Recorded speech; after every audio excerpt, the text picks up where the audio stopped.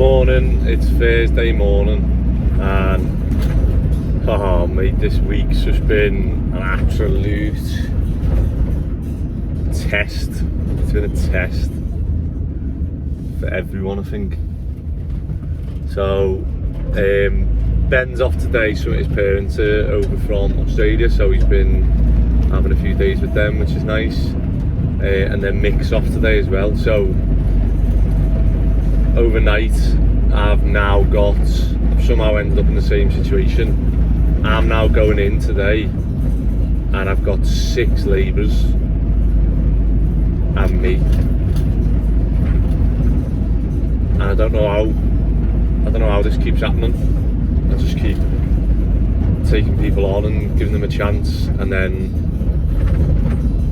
I just end up with, like I say, 6 labourers today that I have to make sure there's enough labouring work for 6 labourers, and only one of those labourers can drive the van,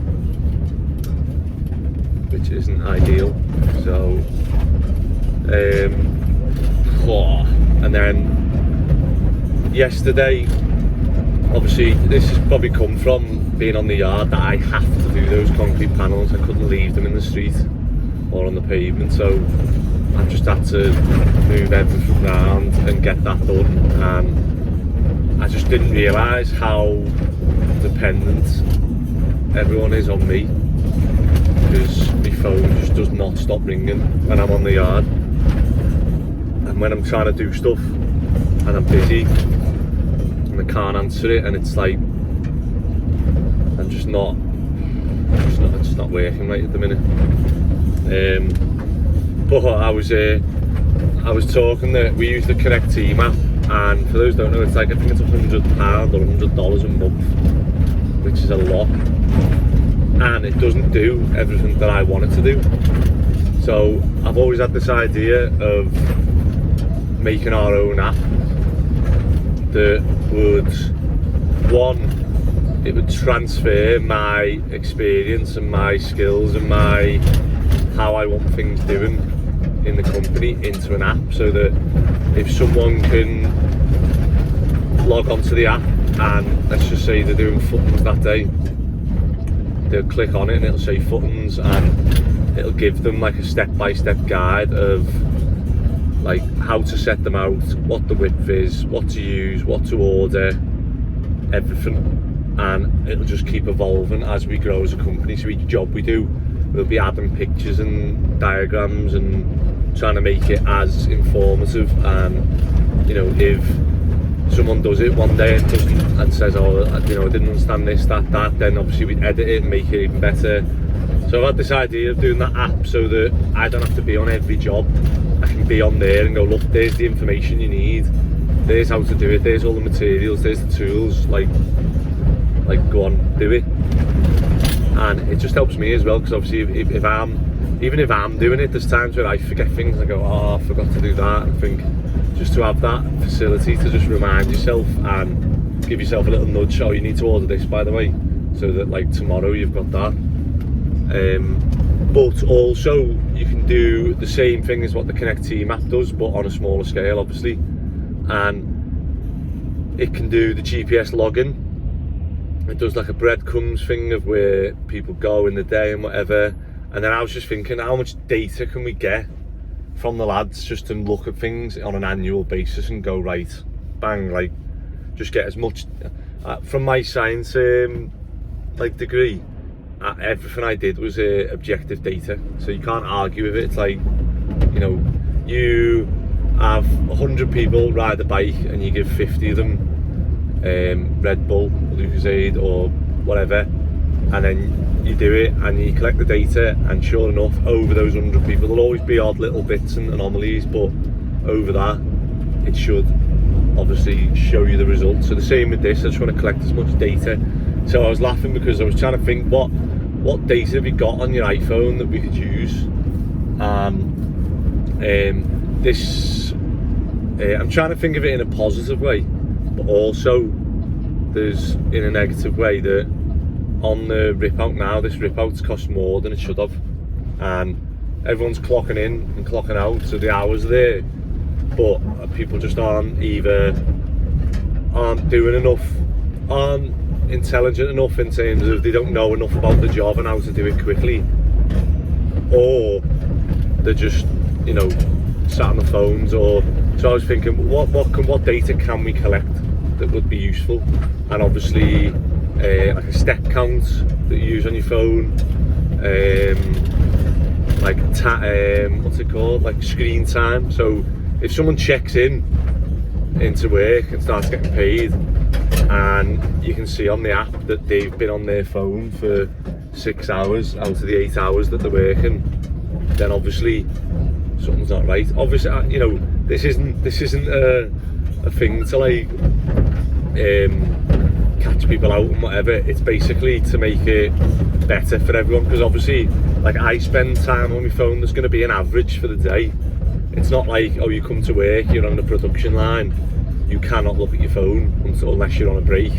Maybe it has to be like that, yeah, but I don't want it to be like that. I just want to think, how can I collect as much data to help me help others? Because if I can turn around and show someone and go, look, you know, you're not doing as much as everyone else, and you know, there's the data to back it up. If someone comes in and asks for a raise, I can go, no, you know, because you're not doing the same as everyone else. Or if I look and I go, this person's doing absolutely loads, like, they deserve a raise, because they're doing more than everyone else. So I want to see a positive thing on it. But it's funny because I mentioned it to obviously a few of the lads. Like, I asked the lads, I said, what can I add in this app that would improve everything, like, data wise? And I said to Ben, and Ben's like, yeah, like crack on, yeah, you obviously get some good data from that. And then some of the others are mentioning, they go, no, you can't do that. And I think the ones that are saying no to it are the ones that are probably thinking in the back of their mind that they're the ones who are going to get caught out by it. And it's like, I always feel like eventually anyway, if you're on a job and you're not working, it's obvious, you know what I mean? So hopefully everyone we've got now is good, and I don't have to do that. But like, data talk. So the lads, one of the lads said about, you know, I don't give them enough praise, and I was thinking, I probably don't. But then, like, you know, I don't get praise. Like, I don't necessarily get praise off the customers. I get paid, and like, obviously they get paid. It's just like something I need to work on. Obviously giving people praise and whatever, but I'm always trying to make everyone improve and get better. So I feel like if you start giving people praise, they take the foot off the gas and go, oh, you know, I've just got praise there, I'm obviously doing well and comfortable, so stop. I don't have to keep improving. But no, it's something I'll definitely look at. But then I'm thinking, how do you give someone praise when a job's gone 50% over budget? Well done, lads, the job's gone like thousands of pounds over budget, but you know, thanks for working hard. However, you've now not got a job, but thank you for working hard. It doesn't sound right, does it?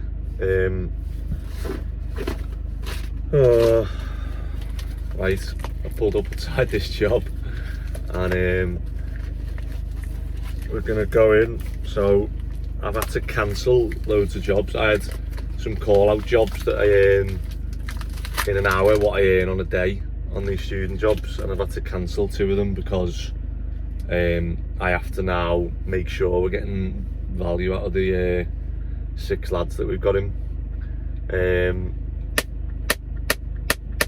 which is, I don't know, there's days where I think like lads think I'm on more money than I am. Like, I think viewers would be shocked if they knew, like, we don't charge, like, you know, I take like the least stress approach, and we don't charge like crazy.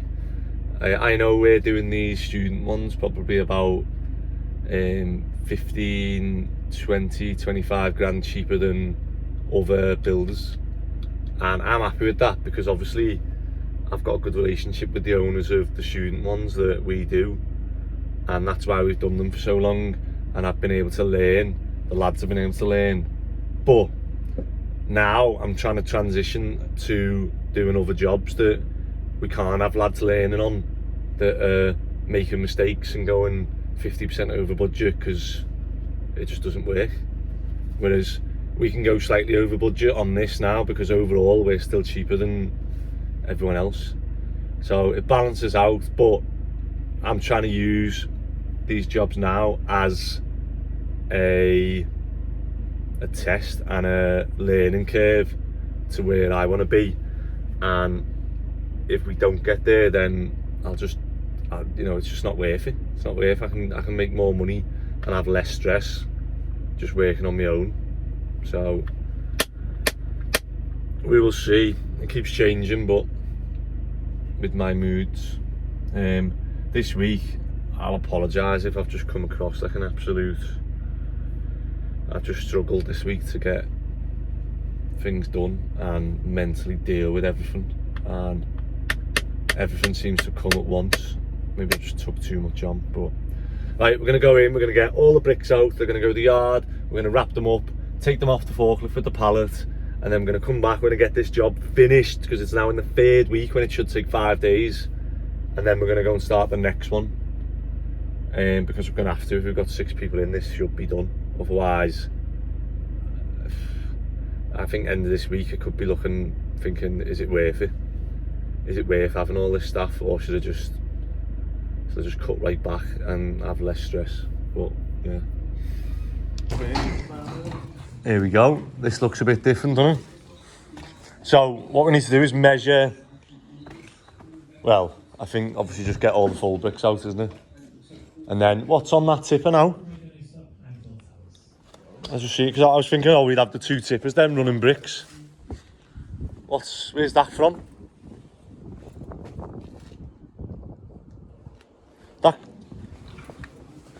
That could almost have all stayed in here, couldn't it? It's all like hardcore, and how come it's on there?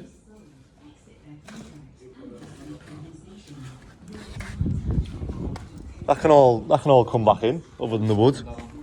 And then we've got 2 tippers then, haven't we, to get bricks? Sound? So we've had this off the other job, which can all go in as the base on this one before it gets concreted. So just picking any rubbish out of it, which everyone seems to throw their lunch.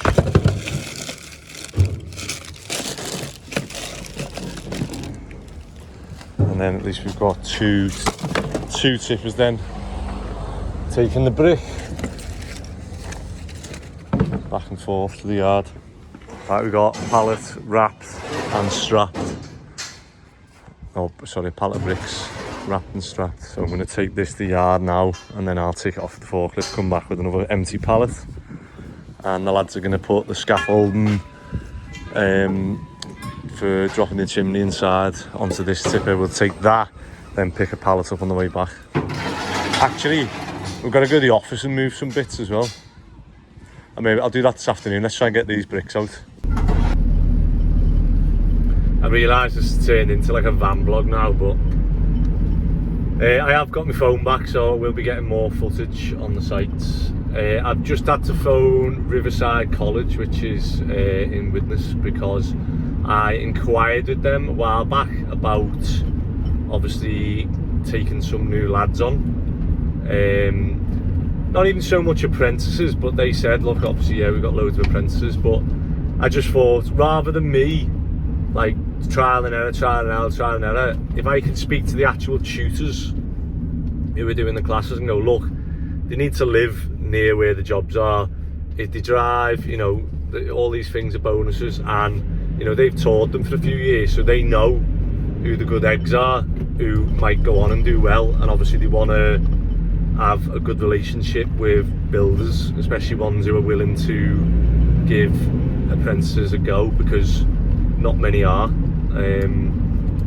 especially when it's like sort of high stress, which I didn't think this job was, but after this week it definitely is. But I was going to meet them today, but obviously because Ben and Mick are off, I'm going to have to cancel it and reschedule. And I did want to go in because it'd be good to take on, like I say, joiners, different trades, especially ones who are. That's where I could speak to the tutors and say, look, are there any ones who are interested in doing other trades, or is there any ones who've done a couple of trades with you? Because they're the ones who we're after. ones who want to progress, and you know, we've got a good environment for people to learn and progress. But yeah, unfortunately I'll have to cancel that. I'll see how we get on. I mean, if we get all these bricks out, I can go to the next job and I can start the lads on the rip out, and maybe I can do that. But then I feel like I need to be on the rip outs now. 1 second. Hi mate, you alright? Yeah, good, you? What happened to you lads getting the bed? Did you see me? Did they not? What were they? I don't know what was going on. Did they not do it? Oh, right. Yeah, well, they brought all the games from the office asked them to go round out Sunny Park Road round the corner and out to pick the beds up for his yard. Oh, he did. It's not there. It's not there? Yeah, he rang me and said Gary sent him to some bed place and they don't have the bed. And then he said it's somewhere else, and like, oh yeah, just leave it. I'm just going home to Right, okay, I'll have to phone John, because I'm sure it's exhausted. But you'll have to... He sent me in the email that they sent in the bed to be picked up. Alright, well I'm on today with Tony, who went and done it, but I was on my yard and Tony was ringing me going, I can't find this bed, mate, and I'm going, I've got no idea what you're on about here. I was like, you need to ring whoever's told you to go and get a bed. And he never had my number. Yeah, no, he rang, I gave him Gary's number and he spoke to Gary, and I can't even remember what he said. I was literally in the middle of lifting a bloody 1.6 ton panel and my phone was going berserk, and I was thinking, like, what? I was literally thinking, this has got nothing to do, I don't know the answer to any of these. Like, and I just gave him Gary's number, but then he said, so obviously he hasn't done it. We've got, I mean, the tippers are back and forth today, so, and they're like carrying bricks and that, so they're going to be empty basically. Right, but what I'll do, I'm going to phone Jordan now, and I'll just say the lads went to pick the beds up, but he said the beds wasn't there. Ring Gary, because I think somehow Gary was sorting it, or was that a different job? I don't know, because Gary hasn't even been, you're the only one that's been to Jordan's apartment, aren't you? Yeah, so I don't know whether Gary's asked him to pick a bed up or something, I don't know. Oh, I don't know. That's what I mean, I've got no idea here. I'm blind.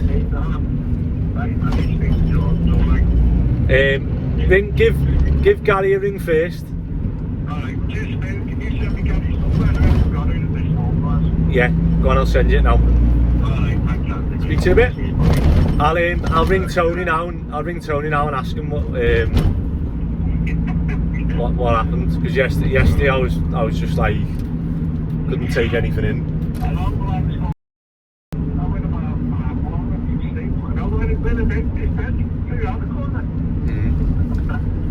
Right, go on here.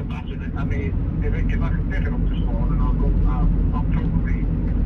probably go by van, shouldn't it? Yeah, it's only it's a flat pack, isn't it? Yeah, it should be. They usually are when Jordan gets the thing. Yeah. All right. Well, let me know. Let me know if you need any help. Yeah, I will too, mate. All right. Yeah, you just send the Gary's number. I'll speak to you, Gary, mate. All right. Cheers. Speak to you in a bit. Bye bye.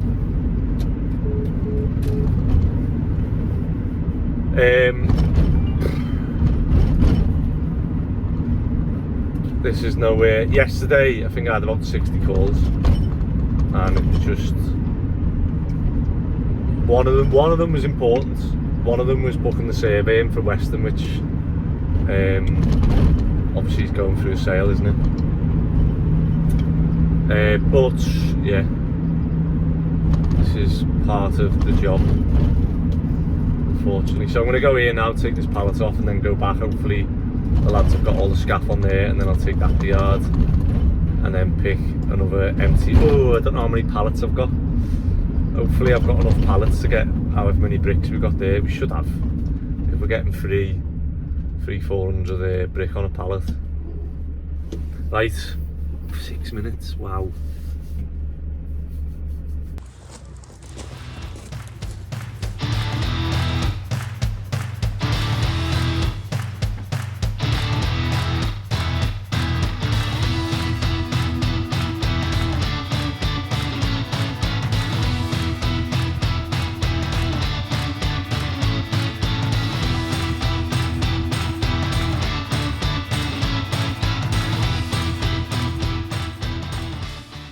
So that's all the scaffolding off.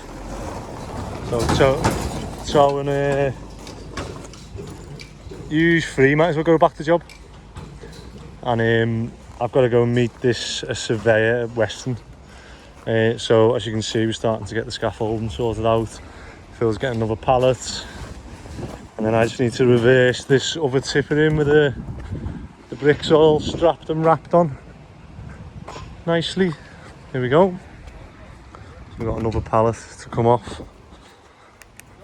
As you can see, I'm just at Weston, and the value is here from the mortgage for the buyers.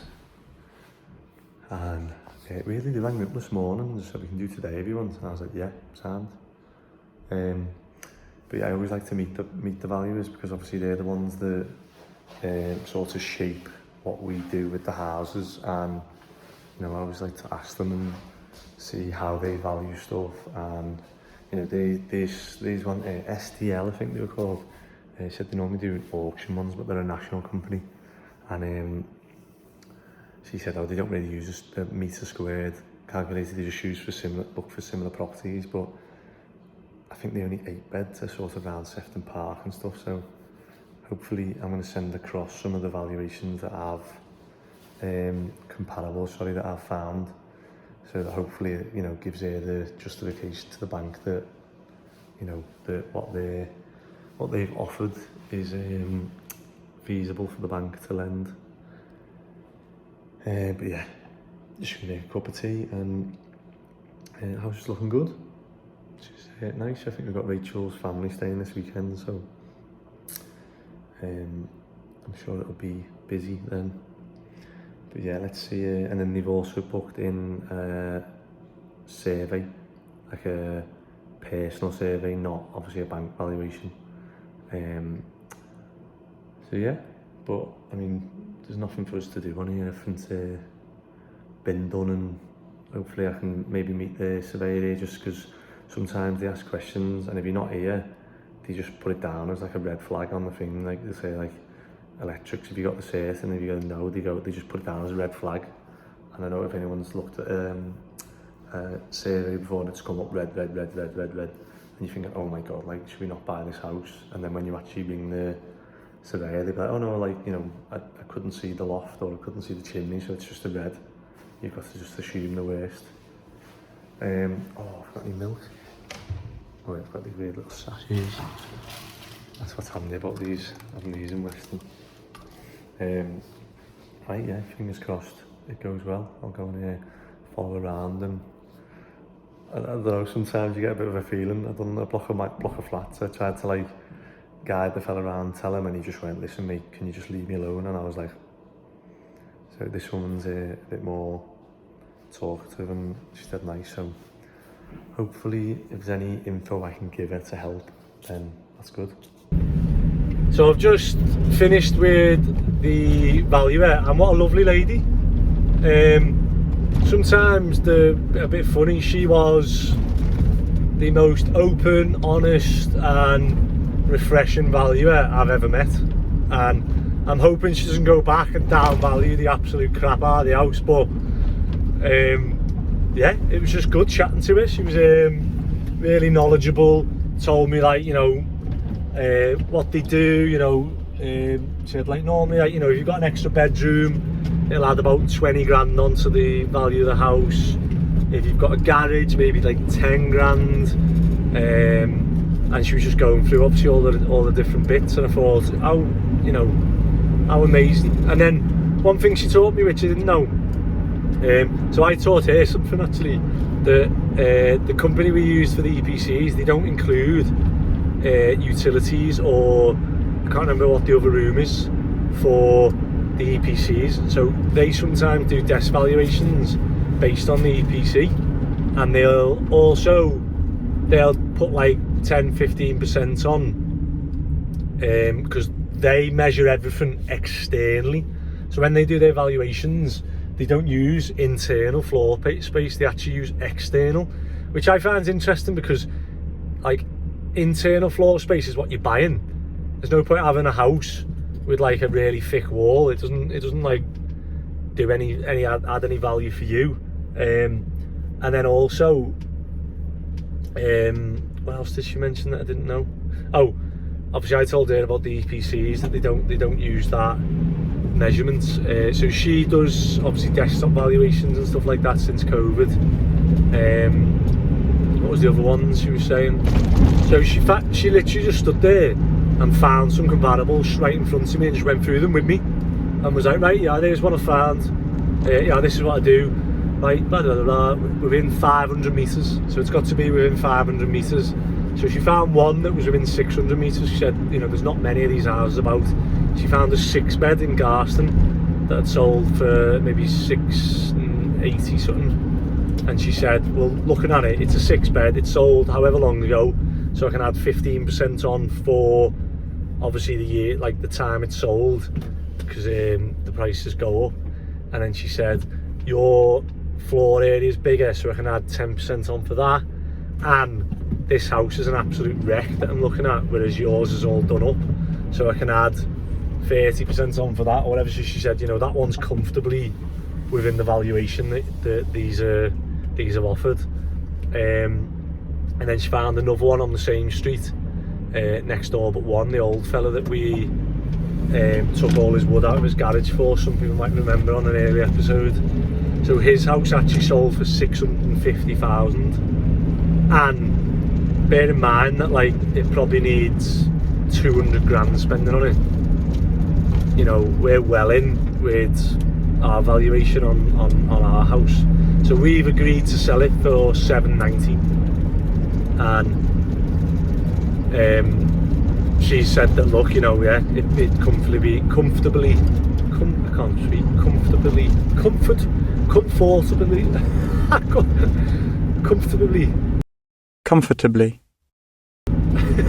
is up with me? You know, it'd be in and around that region up to 800. So we did have a countrywide surveyor come out and do it, and he said, you know, up to 800, he said you should be fine. So I'm quite happy with that. I say hopefully he doesn't go back and absolutely rip it to pieces and, you know, be nice to me face and not value it what we want. But yeah, right, back to the job. Hopefully lads have got another tipper of bricks for me, and we can throw bricks on this one, although it's 12 o'clock, so there's a chance that they might have gone for lunch. Let's see what Phil's got. Oh, he's gone weaker. 39. That's the lowest so far. Now, Kai's the leading. I can't see it. Oh, you're getting weaker, lad. You're getting weaker. Oh god, what was that? 35. I did this in the shoulder last time we done this. It hurts your fingers. It does hurt your fingers, yeah.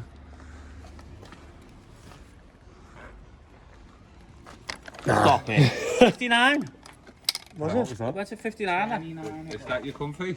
That was me Poo Face. Come on, Lou. Check that video. Yeah, lad. That's how you see everyone's Poo Face in it. Must be a better way to do it. Andy did it down. Like that. Hey, Dave's had the most goes, by the way. Oh, 33. Ready? Oh, 47 and a half. He's in second place. Ready? So face it that way. And then, ready? Go on. They're just pulling it, yeah? Yeah. Go on. Oh, 28.5. 28.5. 30. You done it, so? You don't want to... There's one more pallet of brick, and then we've just picked up the crusher, so we're going to take that back now. And we were going to get the shifters, but they're the belts for the crusher. I'm hoping I've got the right size. I reckon we can just do it in buckets, probably quicker, innit? That's where the shifters are annoying, because they're boss, but then they're just so... If it's not dragging on for a few if it's not a big job, they're just not worth it, are they? Is this part of your brickwork apprenticeship? Crushing them? So we've got all the half bricks and we're bringing crushed ones back in. So got the water on, going there. We're going to do the shifters, but it's just easy to pull up and carry them in buckets for now, because there's not that much to do on here. Just this pile there and there. This is quite low, isn't it? From the door there, we need to be like 250 below, so spread all this out. Right, let's get, we've got half an hour of crushing and tidying up. What time is it? 20, is it 30? Oh no, it's 30. I was going to say you had an early dart, then you haven't. You're 4 minutes over. Throw that on that side there, do you? So what? I have these rankies, so you're holding them for ranking. Oh yeah.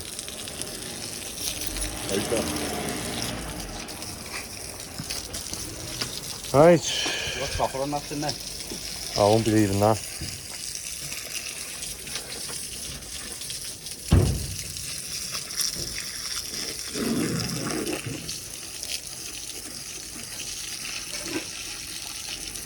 Doesn't quite look how we started the day, does it? But